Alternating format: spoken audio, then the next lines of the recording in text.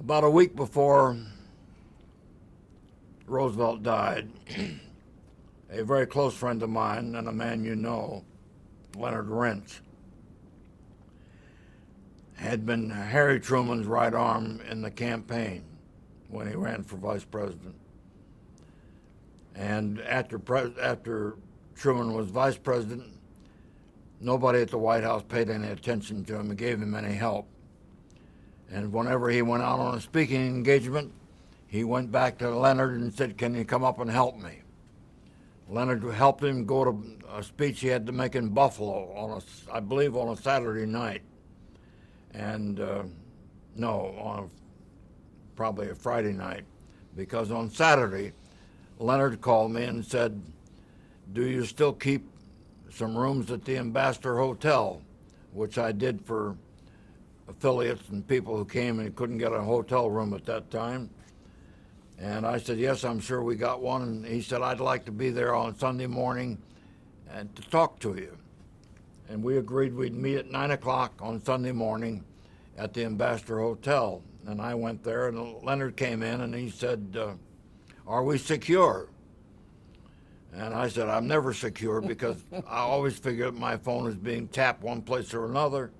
So no, we're not secure." "Why?" Well, he said, I want to talk to you." He went into the bathroom, opened the faucets, the shower, the basin, started flushing the toilet, and whispered to me that he had been told by Truman that Truman did not think Roosevelt would last 6 weeks. Truman had seen him down at Warm Springs or someplace and was convinced that Roosevelt was on his last days. Purpose Leonard had in asking me to come to Washington was that Truman said, "You have friends in journalism and other connections who have some idea of what's going on in government that I don't know because I'm not a part of the White House.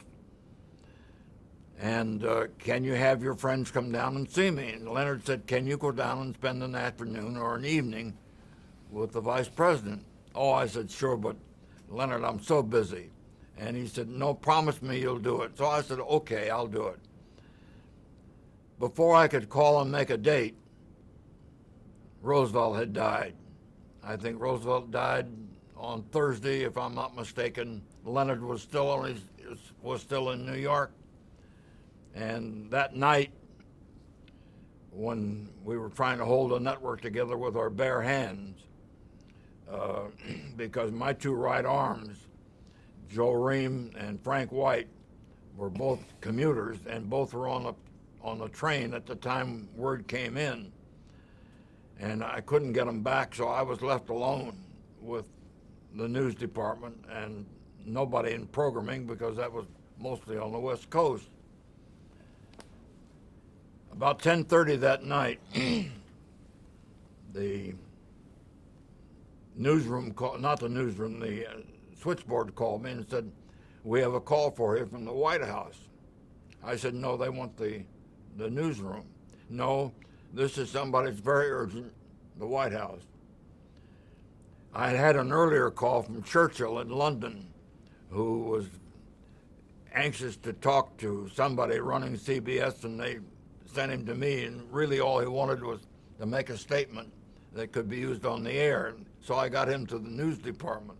And I figured this was another call of the same kind. I took the call, and the voice very solemnly said, I recognized Leonard's voice. He said, "Can you be down at the White House to meet with the president at 7:30 tomorrow morning?" And I said, "Leonard, do you know what the hell's going on? Can you be at the White House at 7:30 tomorrow morning?" I said, "Leonard, I can't possibly be there." "Where are you?" He said, "I'm in the Oval Office with the president."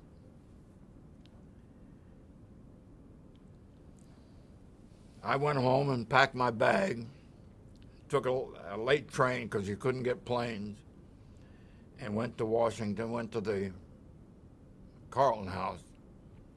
And at about 7:15, they called me and said, "There's a car here, a White House car here for you." So I went down and went to the White House, went into the Oval Office, and Truman, with whom I'd had one experience as a witness, didn't, I think, remember me. Certainly I remembered him. Shook hands with me. Leonard was there. He said, Leonard tells me that you could be helpful. So I said, I'll do anything I can do, Mr. President, but what is it you want? He said, I want you to go in that room over there and start thinking about 2 speeches I got to make, one to the armed forces and one to a joint session. I went into the cabinet room alone, nobody else there, and started thinking, what does the president say to the armed forces and what does he say to a joint session? Little by little, friends of Truman also came in, and for the next 3 or 4 days, I lived practically in the White House, helping on everything that needed to, where I could help, and that's how I got to know Truman. And I produced his first television appearance in a small room in the basement of the White House,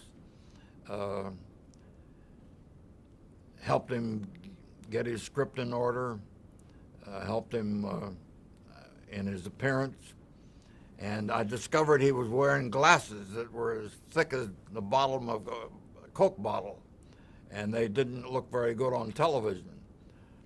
So I said, Mr. President, I think sometime we ought to talk about getting a new pair of glasses. Oh, he said, take them, and gave me his glasses, and I said, well, you'll be without your glasses. Oh, he said, Bess will find another pair someplace for me. And so I took them and had them coated so they didn't reflect the lights, and flew them up personally to New York and had it done and flew them right back down. Well, you get to know a guy pretty well when you do that kind of thing with him. So I knew him reasonably well. Frequently when he came to New York as president and had a room over or a suite at the Waldorf, I get a call from him saying, could I come over and have a sandwich with him? And we'd just sit and talk, and he was very friendly.